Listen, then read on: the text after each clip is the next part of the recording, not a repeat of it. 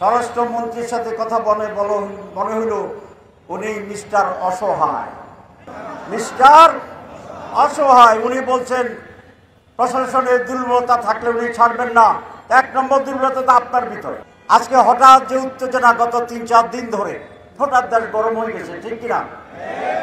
এটা শুরু হয়েছে মিটফোর্ড হাসপাতাল থেকে, তার ফ্রন্ট থেকে।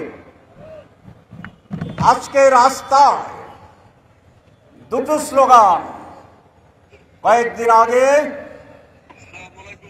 একইভাবে 3টি দলকে টার্গেট করে স্লোগান দেওয়া হয়েছিল। আজকের সারা বাংলায় একটি স্লোগান হওয়ার কথা, সেইটি ফ্যাসিবাদ, পুঁজিবাদ, স্বৈরতন্ত্র এবং পরাজিত নিষিদ্ধ ঘোষিত গতকালের হামলাকারীদেরকে গ্রেপ্তার এবং শাস্তি দেওয়ার দাবি। কিন্তু রাজপথে আবার একটি মিছিল থেকে স্লোগান আসছে জামাত ইসলামীর বিরুদ্ধে। কালকে কি জামাত হামলা করেছে? মানুষকে আজ জামাতের বিরুদ্ধে সোচ্চার না, গোপালগঞ্জের বিরুদ্ধে সোচ্চার।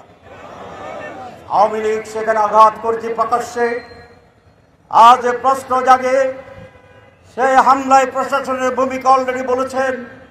তার পরের দিনের আজকের জামাতের বিরোধী স্লোগান, আমাদের মনের ভিতরে এই প্রশ্ন তৈরি হয়েছে, কালকের ঘটনার আরো গভীরে যেতে হবে। কালকের ঘটনার উৎস শুধুমাত্র কতিপয় ছাত্রলীগের সংশ্লিষ্ট গোষ্ঠী একটা হামলা চালিয়েছে তাৎক্ষণিকভাবে, হালকাভাবে, এটা ভাবার কোনো কারণ নাই। কারণ তারা এটা জানে যে গতকালকেই কিয়ামত হয়ে যাবে না। তারা এটা জানে তাদের অকর্ম সাময়িকভাবে তারা বিজয় হলেও পর থেকে তাদের উপরে এর প্রতিবাদে, প্রতিরোধে, শাস্তিতে কি ধরনের একটা ভয়ঙ্কর স্টিম রোলার চলবে এটা তারা জানে। তাহলে ইমোশনের ভিত্তিতে একটি প্রতিবাদ করার জন্য এই প্রতিবাদ সংগঠিত হয়েছে। আমরা এটা মনে করি না। তার লেজের গভীরতা খুঁজে বের করার জন্য আমি সরকারকে আহ্বান জানাচ্ছি। কিন্তু সরকারকে আহ্বান জানানোর সাথে আমাদের হৃদয়ে একটি দুর্বলতা কাজ করে। কোন সরকারকে আহ্বান জানাচ্ছি? তারা অত্যন্ত দুর্বল মনে হয়েছে। আমার 3টে জিনিস মনে হয়েছে, এই সরকার খুব দুর্বল। 2, এই সরকার সিদ্ধান্ত নিতে পারে না। 3, এই সরকারের সাথে আরো কারো যোগ সংযোগে থাকতে পারে।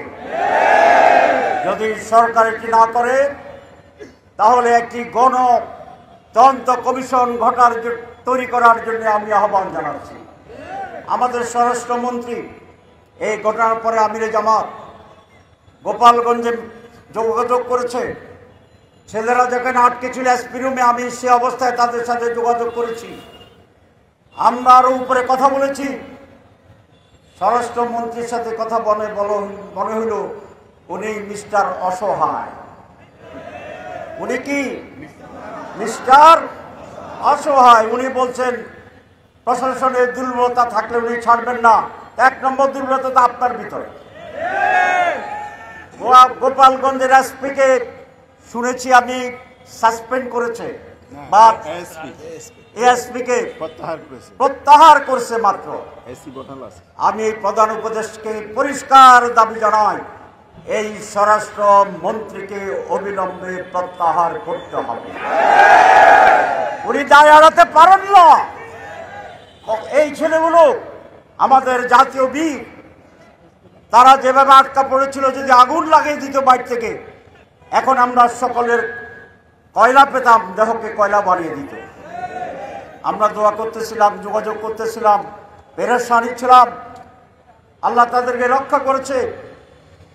আমরা নানা উদ্যোগ নিয়েছি, সবগুলো এখানে বলতে চাই না। আলহামদুলিল্লাহ, আল্লাহ তাদের জীবন রেখেছেন, তারা সরে আসতে পারত। যদি আগুনে কঙ্কাল হয়ে যেত, আজ সারা বাংলাদেশের অবস্থা কি হতো এটাকে আপনারা ধারণা করতে পারেন না। দেশকে সেদিকে নিয়ে যাওয়ার ষড়যন্ত্র ছিল।